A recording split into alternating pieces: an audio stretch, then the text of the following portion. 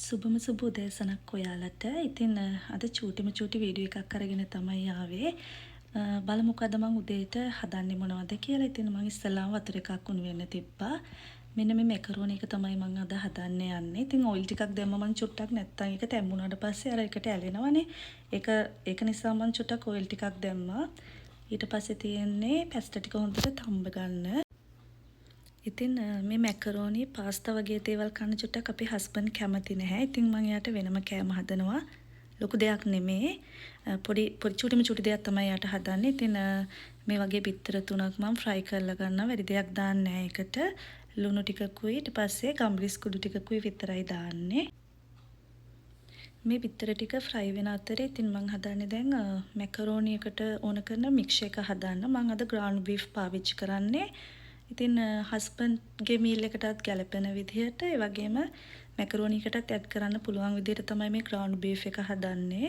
මම මේකට ඉස්සෙල්ලාම ලූණුයි තක්කලි දැම්මා. ඊට පස්සේ අනියන් පවුඩර් එක, ගාලික් පවුඩර් එක and පාස්ලි ඩ්‍රයි කරපු එක දානවා. ඊට පස්සේ තියෙන්නේ අපේ රස අණුව ලුණු කුඩු, ගම්බිරිස් කුඩු සහ සෝයා සෝස් මේකට ඇඩ් කරගන්න.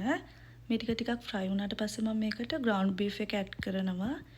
ඊට පස්සේ විනාඩි 5ක් විතර මේ ටික හොඳට මික්ස් වෙලා ෆ්‍රයි වෙන්න දෙන්න ඕනේ. මෙන්න මේ ග්‍රවුන්ඩ් බීෆ් එක තමයි මම අද පාවිච්චි කරන්නේ.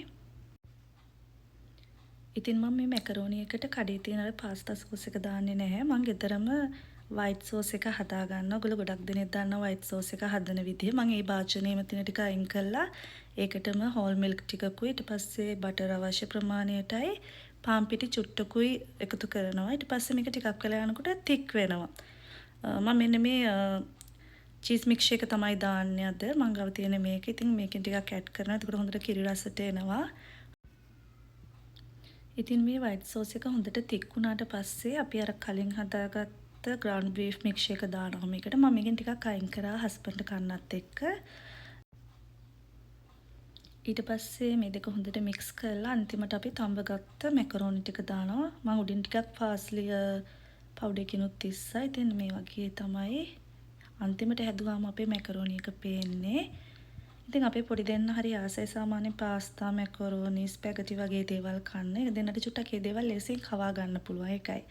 ඉතින් මම මේකට ඒගොල්ලන්ගේ උදේ කෑම වේල සම්පූර්ණ වෙන ටිකක් බ්ලූබෙරි ටිකකුත් එකතු කරනවා මෙන්න මේ විදිහට.